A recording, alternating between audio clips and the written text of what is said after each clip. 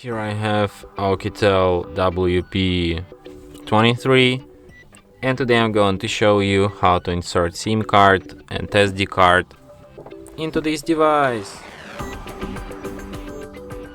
So for this operation you will need this kind of tool, which might help you to eject the SIM card and SD card slot.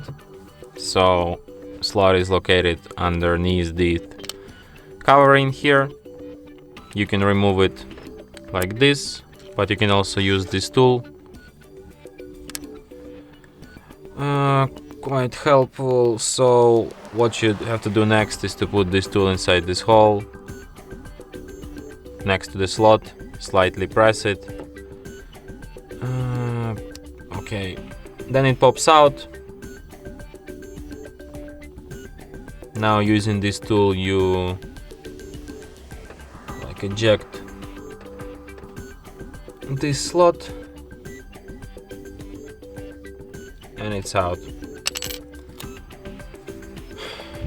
So here you have SD card slot, and right next to it you still have some place for SIM card, and then you put it back into just like this.